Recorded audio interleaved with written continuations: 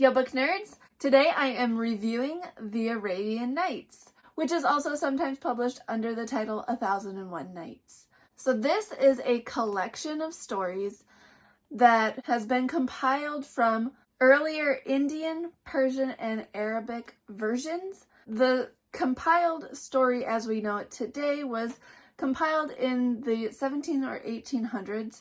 I'm not exactly sure what year because I found some conflicting evidence, so I don't pretend to be an expert, but this was compiled sometime around the 17 and 1800s, but the works are from much earlier, and it was originally compiled in Arabic. So this is obviously a classic, but it may even reach into what I would define as an ancient classic. This story has a lot of famous works that come from it: Sinbad the Sailor, Aladdin, Alibaba and the 40 Thieves, and a few others that you may have heard of. This book has a lot of treacherous women, murderous husbands, a lot of religious and moral tones. Most of the characters, not all, but many of the characters are Muslim. I am not Muslim, but there were some similarities that I found to the Bible. That's what I'm familiar with. I'm not familiar with Islam. This book has magic, genies, fairies, lots of transformations. It made me think of Ovid's The Metamorphoses. There are lots of transformations. And I will say the genies are not like what we think of today, but we'll get to that. So this is a framed story. So the main frame, basically there's a sultan who was wronged by his wife and he killed her. And then he makes a vow that he will take a new wife every day and kill her every night. And a woman named Scheherazade, she knows how this has been going and how women have been married and then killed. And she decides that she's going to marry the Sultan and try to stop this. So she marries him and she is able to postpone her death by telling the Sultan stories. And he's so interested in these stories that he keeps pushing off the day he's going to kill her. And so that is the main frame. But this story has stories within stories within stories, and sometimes it gets a little confusing because sometimes you're like 4 or 5 stories in. Like, you'll have the main story, you'll have Scheherazade telling a story, and then you'll have a character in this story telling another story, and then you'll have the character in that story telling another story. And you just keep getting deeper. It's kind of like the movie Inception. Like, you don't know how deep you are sometimes. Like, you forget. And then when you come out of one, you're still in another story, and then you have to come back out of another one, and then come back out of another one. Like, the layers are kind of crazy, a little bit hard to keep track of, but I was able to follow it fairly well. And reading this, I kind of felt like Scheherazade was telling me these stories each night. Like, I was the Sultan and I was getting some stories each night, and it was a lot of fun, to be honest. Like, the stories were entertaining. Most of them were not very long, so you could read a couple stories in a sitting. There were some longer ones, but most of them are fairly short. So even though I did enjoy this, there are a few things that didn't age super well. There's some sexism.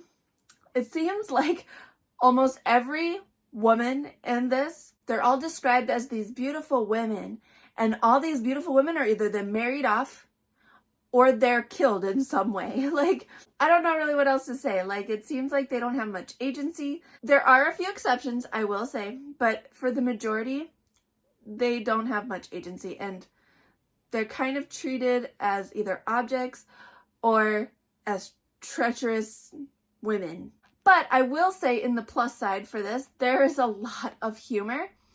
The wit is just great. There's a story of a barber, and he claims that he's not a chatterer, and then he goes on for like 7 stories explaining why he is not a chatterer. It is kind of hilarious. This book did have some quoting issues that, like, that's a me thing. I am nitpicky when it comes to punctuation, but I understand how it would get confusing even for editors making this, because you literally will have people talking within stories, within stories, within stories, and sometimes the way they were doing their quotations was incorrect because they'd forget when someone else was talking, and then when someone else was talking inside of what someone else was talking. It's confusing to read, and it'd be confusing to write and edit. And so I understand why the errors were there, but it still annoyed me because I'm the grammar police. I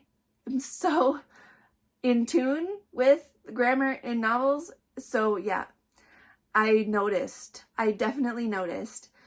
And it made me want to make a video about punctuation, so I might do that someday. But like I said, there are some famous stories in here. We have Sinbad the Sailor, except Sinbad, in this edition at least, was spelled Sindbad. I've never watched any adaptation, but every time I've seen it written, it's Sinbad.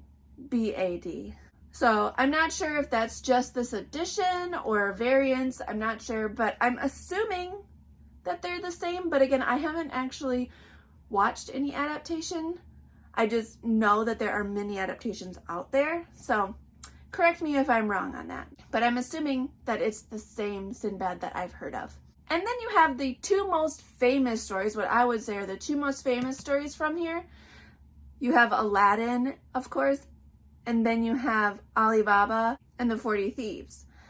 Those two stories were not originally part of the Arabian Nights. So it's kind of funny that those two were added later, and those are the most famous ones. But I do want to say a few things about them. So Aladdin is nothing like the Disney adaptations.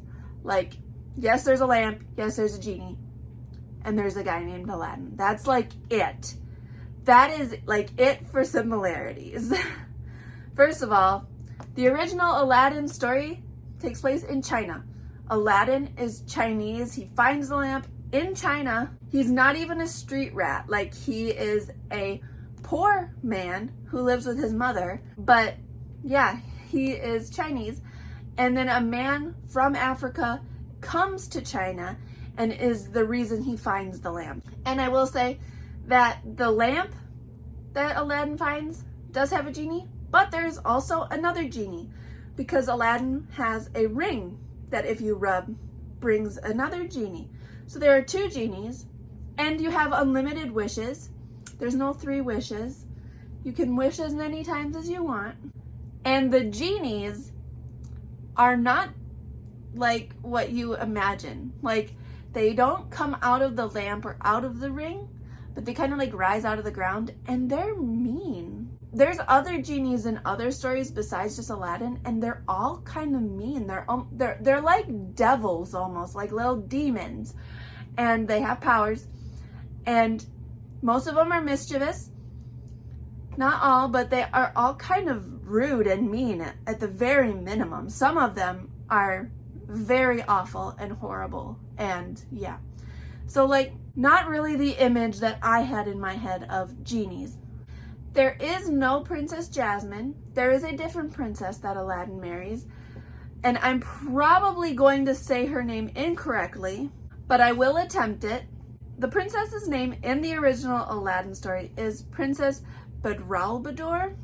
I have no idea if I'm saying that correctly, but I will say I think that the original princess does a lot more to further the plot and to help Aladdin through the conflicts than the Disney Princess Jasmine does. So, my opinion, you can disagree if you want, but I think they should have kept a little bit more of the original princess. She does a little bit more to save the day. Then the other story, Alibaba and the 40 Thieves, or the 40 Robbers, that is where the famous Open Sesame comes from. I just want to quick mention that I think the strongest female character in this entire book is in that story. And I'm probably going to say her name wrong too, but I believe it's pronounced Morgiana. But she's a slave, and she just kicks some ass. Pardon my language, but she does. She just handles everything, and I loved her. She had no fear, and she protected her own. and she did what she needed to do. So, overall, I enjoyed reading this book. I wanted to read it for a long time. I'm glad I finally did. It had some bad things, it had some good things. Anything that's this old is gonna have some things that didn't age very well, so I mean, you kind of go in expecting that a little bit. But overall, it was entertaining, and I'm glad that I gave it a read. If you've read this, let me know your thoughts in the comments and we can chat. That is all for me this week. Hit like and subscribe. Thanks for talking books with me.